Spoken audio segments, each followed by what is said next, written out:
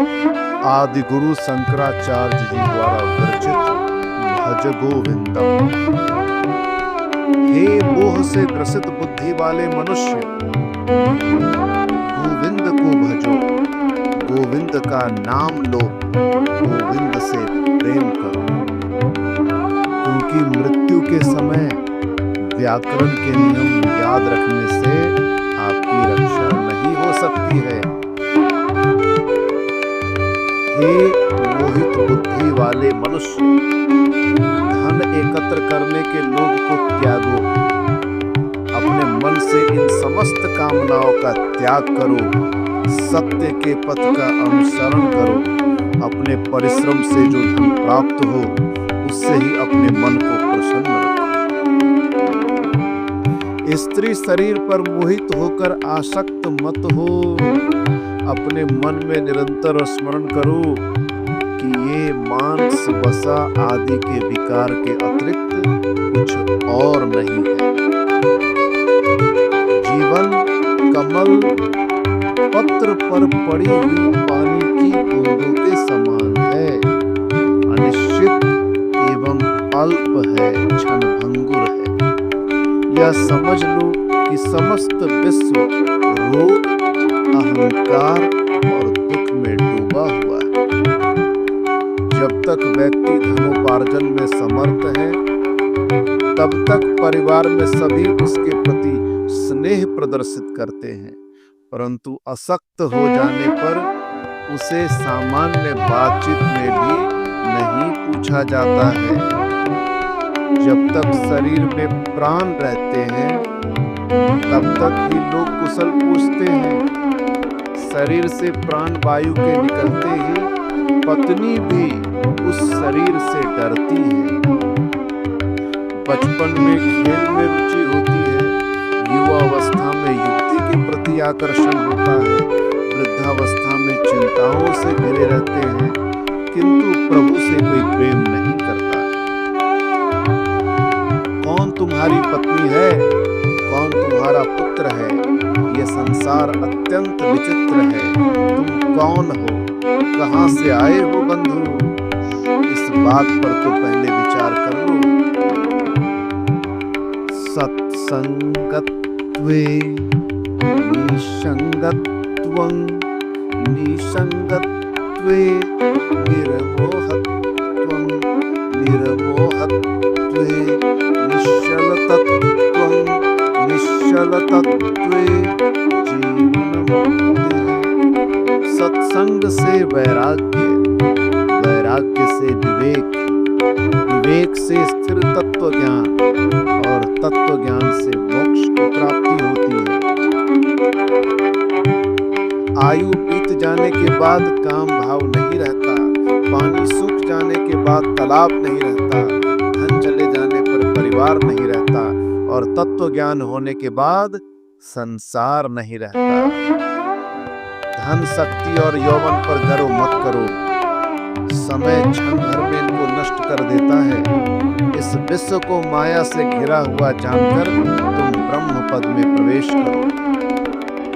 दिन और रात, शाम और सुबह, सर्दी और बसंत बार बार आते जाते रहते हैं।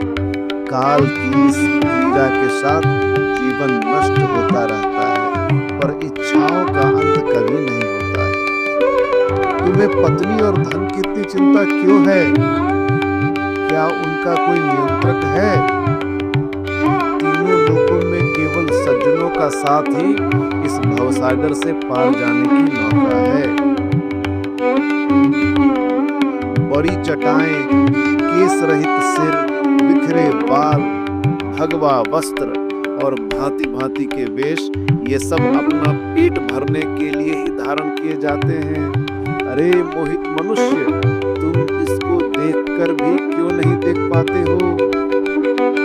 क्षीण अंगो अंगम गलितम, पलितम मुंडम दशनविहीनम, चत्तम तुंडम वृद्धो याति गृहीत्वा दंडम, तदपि न मुंचत्या शापितमुंडम। क्षीण अंगो पके हुए बालों, दंतों से रहित मुख और हाथ में दंड लेकर चलने वाला वृद्ध भी आशा पास से बंधा रहता है। सूर्यास्त के बाद रात्रि में आग जलाकर और घुटनों में सर छिपाकर सर्दी बचाने वाला, हाथ में भिक्षा का अन्न खाने वाला, पेड़ के नीचे रहने वाला भी अपनी इच्छाओं के बंधन को छोड़ नहीं पाता है। किसी भी धर्म के अनुसार ज्ञान रहित रहकर गंगा सागर जाने से, व्रत रखने से और दान देने से 100 जन्मों में भी मुक्ति नहीं प्राप्त हो सकती है। देव मंदिर या पेड़ के नीचे निवास, पृथ्वी जैसी सैया, अकेले ही रहने वाले, सभी संग्रहों और सुखों का त्याग करने वाले वैराग्य से किसको आनंद की प्राप्ति नहीं होगी। कोई योग में लगा हो या भोग में, संग में आसक्त हो या निसंग में, पर जिसका मन ब्रह्म में लगा है वही आनंद करता है, आनंद ही करता है। जिन्होंने भगवत गीता का थोड़ा सा भी अध्ययन किया है, भक्ति रूपी गंगा जल कण भर भी पिया है, भगवान कृष्ण की एक बार भी समुचित प्रकार से पूजा की है, यम के द्वारा उनकी चर्चा नहीं की जाती है। पुनरपि जननम पुनरपि मरणम पुनरपि जननी जठरे शयनम, पुनरपि जननम पुनरपि मरणम पुनरपि जननी जठरे शयनम। यह संसार बहु दुस्तारे, कृपया पारे पाहि मुरारे। भज गोविंदम भज गोविंदम गोविंदम भज मूढ़मते। बार बार जन्म, बार बार मृत्यु, बार बार माँ के गर्भ में शयन, इस संसार से पार जा पाना बहुत कठिन है। हे कृष्ण, कृपा करके मेरी इससे रक्षा करें। रथ के नीचे आने से फटे हुए कपड़े पहनने वाले, पुण्य और पाप से रहित पथ पर चलने वाले, योग में अपने चित्त को लगाने वाले योगी बालक के समान आनंद में रहते हैं। तुम कौन हो, मैं कौन हूँ, कहाँ से आया हूँ, मेरी माँ कौन है, मेरे पिता कौन है, इस प्रकार से इस विश्व को असार समझकर इसको एक स्वप्न के समान त्याग दो। तुममें, मुझमें और अन्यत्र भी सर्वव्यापक विष्णु ही है। तुम व्यर्थ ही क्रोध करते हो। यदि तुम शाश्वत विष्णु पद को प्राप्त करना चाहते हो तो सर्वत्र समान चित्त वाले हो जाओ। शत्रु, मित्र, पुत्र, बंधु, बांधवों से प्रेम और द्वेष मत करो। सब में अपने आप को ही देखो। इस प्रकार सर्वत्र ही भेद रूपी अज्ञान को त्याग दो। काम, क्रोध, लोभ, मोह को छोड़कर स्वयं में स्थित होकर विचार करो कि मैं कौन हूँ। जो आत्मज्ञान से रहित मोहित व्यक्ति है वो बार बार छिपे हुए इस संसार रूपी नरक में पड़ते हैं।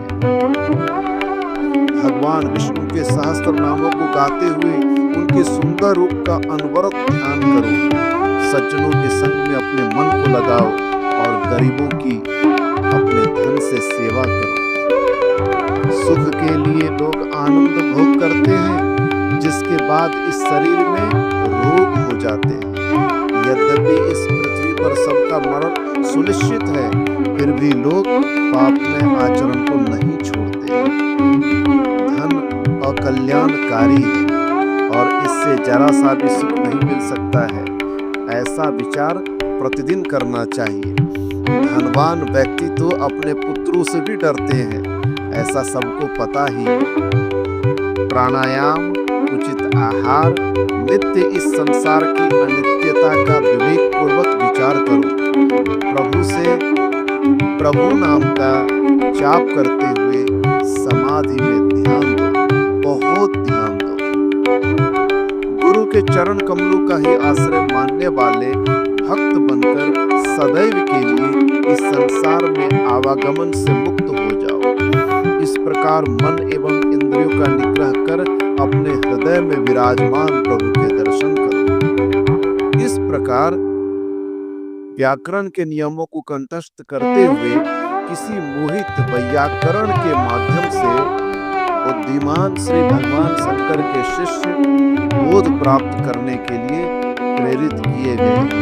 भज गोविंदम भज गोविंदम गोविंदम भज मूढ़मते नाम स्मरणा धन्य पुमान नहीं पश्यामो भवाब्धि तरणम।